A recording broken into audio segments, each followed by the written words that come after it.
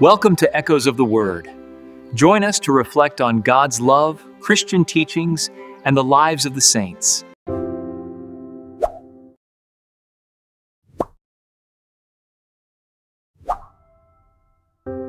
প্রিয় খ্রিস্টের ভাই ও বোনেরা, আজকের সুসমাচার এবং আমাদের প্রতিফলন আমাদের অনেকেই যে উত্তেজনার মুখোমুখি হন আইনবাদ এবং প্রেমের মধ্যে। আইনবাদ হল বিশ্বাসকে নিয়ম এবং বাহ্যিক পালনের তালিকায় সীমাবদ্ধ করার বিপদ, যখন প্রেম আমাদের অনুগ্রহ এবং করুণা দ্বারা রূপান্তরিত হৃদয়ের দিকে আহ্বান করে। আসুন একটি গল্প দিয়ে শুরু করি যা এটিকে ভালোভাবে চিত্রিত করে। একটি ছোট ছেলে একবার গির্জার নতুন পালিশ করা বেদির রেলিং যে স্পর্শ করবেন না চিহ্নটি লক্ষ্য করেছিল। যদিও কৌতূহলী ছিল, সে প্রার্থনার সময় তার হাত তার পাশে রেখেছিল। প্রার্থনার পরে সে তার মাকে জিজ্ঞাসা করেছিল, ঈশ্বর যদি আমাদের কাছে চান তাহলে তিনি কেন আমাদের স্পর্শ করতে দেবেন না? তিনি হেসে বললেন, চিহ্নটি হল মূল্যবান জিনিস রক্ষা করা, কিন্তু ঈশ্বরের ভালোবাসা সর্বদা আপনাকে যতটা প্রয়োজন ততটা কাছে আসতে স্বাগত জানায়। এই গল্পটি আমাদের সুরক্ষার জন্য তৈরি নিয়ম এবং আমন্ত্রণকারী প্রেমের মধ্যে উত্তেজনার কথা মনে করিয়ে দেয়। আমাদের নিয়মগুলি আমাদের ঈশ্বর এবং একে অপরের কাছে আসতে সাহায্য করবে, আমাদের দূরে রাখবে না। আজকের সুসমাচারে ফরিসিরা যিশুর শিষ্যদের ক্ষুধার জন্য শস্য সংগ্রহ করার সময় বিশ্রামবারের আইন ভঙ্গ করার অভিযোগ করে। কিন্তু যিশু তাদের আইনবাদকে চ্যালেঞ্জ করে তাদের মনে করিয়ে দেন যে বিশ্রামবার মানবতার মঙ্গলের জন্য তৈরি করা হয়েছিল, বিচার এবং বোঝা নয়, বিশ্রাম ও করুণার দিন।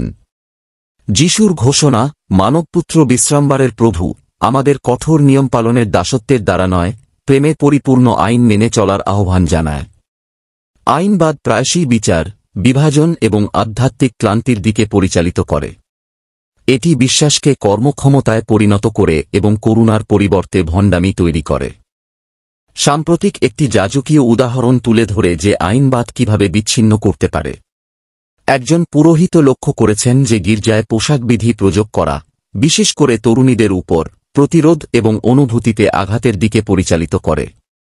তবুও যখন এই মহিলারা অখ্রিস্টান সম্প্রদায়ের সাথে বিয়ে করেন, তখন তারা প্রায়শই আপত্তি ছাড়াই ঐতিহ্যবাহী বিনয়ী পোশাক রীতিনীতি গ্রহণ করেন। এটি আমাদের শেখায় যে নিয়মগুলি কেবল প্রয়োজনীয় বিষয় নয়, বরং সেই আত্মা এবং হৃদয় সম্পর্কে যা দিয়ে তাদের আরোপ করা হয়।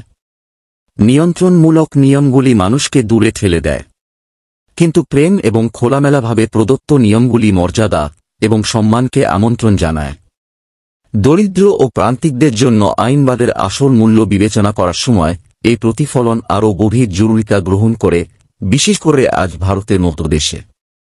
নাগরিকত্ব বা ভোটদানের জন্য কঠোর নথিপত্রের প্রয়োজনকারী আইন, যদিও নিরপেক্ষ মনে হয়, প্রায়শই দরিদ্রতমদের ভোটাধিকার থেকে বঞ্চিত করে, যারা দারিদ্র্য, নিরক্ষরতা বা আমলাতান্ত্রিক বাধার কারণে কাগজপত্র তৈরি করতে অক্ষম। অনেকেই কার্যকরভাবে নাগরিকত্বহীন হয়ে পড়েন, ভোটদানের, পরিষেবা গ্রহণের, এমনকি মর্যাদার সাথে বেঁচে থাকার অধিকার হারান। এই ধরনের প্রেক্ষাপটে আইনবাদ করুণা নয়, বরং নিপীড়ন। এটি যিশুর করুণা ও ন্যায়বিচারের আইনের সাথে স্পষ্টভাবে বৈপরীত্য, যা দুর্বল এবং দুর্বলদের আলিঙ্গন করে। সেন্ট জন আমাদের মনে করিয়ে দেন যে আমাদের বিচার করা হবে প্রেম দ্বারা, কেবল নিয়ম পালনের মাধ্যমে নয়। প্রকৃত বিশ্বাস হল করুণা এবং করুণায় সক্রিয়, অনুগ্রহ দ্বারা রূপান্তরিত হৃদয়।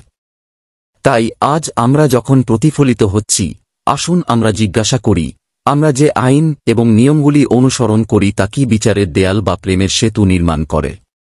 আমরা কি মূল্যবান জিনিসগুলিকে যত্ন সহকারে রক্ষা করছি, নাকি ক্ষতিকারক বোঝা চাপিয়ে দিচ্ছি? আমরা কি ভালোবাসার দ্বারা বাঁচতে শিখি? ঈশ্বরের আইনের প্রকৃত পরিপূর্ণতা সকলকে স্বাগত জানাই, বিশেষ করে যারা বোঝা বা বঞ্চিত। আসুন আমরা করুণা ও অনুগ্রহে পরিপূর্ণ মানুষ হিসেবে এগিয়ে যাই, খ্রিস্টের রাজ্যের মুক্তিদাতা আত্মার সাক্ষ্য দিই। আমিন। I would like to travel over the whole earth to preach your name and to plant your glorious cross on infidel soil.